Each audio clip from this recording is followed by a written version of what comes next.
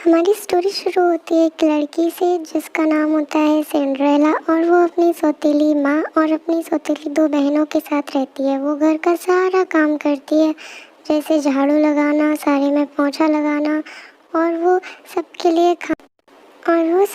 खाना भी बनाती है। एक दिन जब वो खाना लेकर जा रही थी अपनी दोनों बहनों के लिए, तो वहाँ वो देखती है वो दोनों आपस में बहुत लड़ रही होती हैं और एक से वो खाना गिर जाता है और वो उस खाने को गिरे हुए देखते ही उस पर इल्ज़ाम लगाने लगती हैं और कहती हैं ये तुमने क्या किया। वो लड़की कहती है कि नहीं, मैंने ऐसा नहीं किया और वो अपनी मम्मी से शिकायत कर देती हैं उस एक दिन जब वो झाड़ू लगा रही थी तो गेट पे कोई आता है और वो देखता है तो वो बाहर से आया हुआ इंसान उसे चिट्ठी देकर चला जाता है और वो चिट्ठी को देखती है जिसमें लिखा होता है कि वहाँ के प्रिंस होते हैं, उन्होंने एक फ़ंक्शन ऑर्गेनाइज़ किया होता है और वो सबको बुलाता है, वहाँ पे सारी लड़कियों को बुलाता है और जो उसे पसंद आएगी वो उससे शादी करेगा।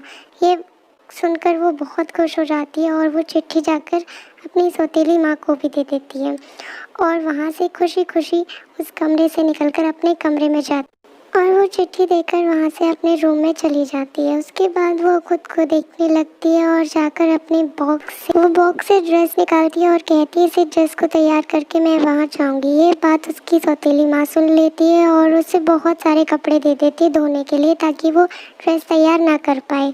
जब वो आती है तो देखती है कि वो सारे जानवर जो उसके दोस्त थे वो उसकी ड्रेस को तैयार कर रहे थे।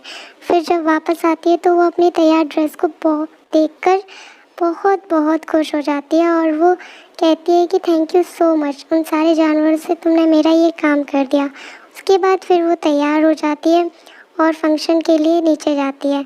जब उसे उसकी दोनों बहनें देखती हैं तो उसे परेशान करती हैं और उसकी ड्रेस को फाड़ देती हैं।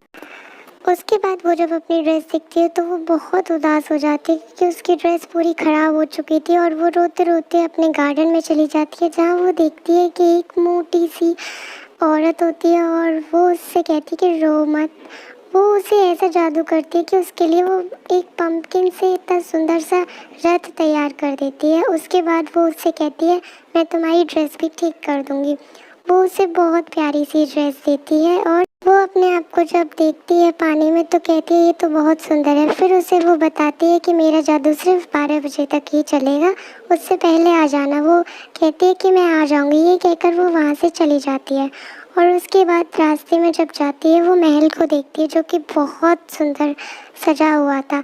वो कहती है कि वाह, ये तो बहुत सुंदर महल है। उसके बाद जब वो महल पर पहुंचती है तो उसे लगता है वो लेट हो चुकी है। वो अंदर जाती है और जाते ही प्रिंस के साथ डांस करने लगती है। उसके बाद वो दोनों डांस करते हुए बाहर की तरफ आते हैं और प्रिंस उससे कहने ही वाला होता है कि मुझे तुम बहुत पसंद हो, क्या तुम मुझसे शादी करोगी। इतने में वो उसे बेल सुनाई देती है जिसमें सिर्फ 5 मिनट रह गए थे 12 बजने में। वो वहाँ से चली जाती है और एकदम से जाते में उसकी एक सैंडल वहाँ रह जाती है और वो उसे वापस लेने आती है। तब तक प्रिंस आ जाता है, इसलिए वो वहाँ से भाग जाती है। उसके कुछ दिन बाद उसके घर पर उसी राजा के कुछ लोग आए होते हैं और वो सबको सैंडल पहना पहना कर देख रहे होते हैं। वो सैंडल को पहनती है और उसको जब मालूम होती है कि उसके ये बन जाता है तो वो उसे लेकर जाता है और उससे शादी कर लेता है। उसके बाद ये लोग महल से निकलते हैं और जाकर फिर वो अपनी सारी लाइफ खुशी खुशी रहते हैं एक दूसरे के साथ।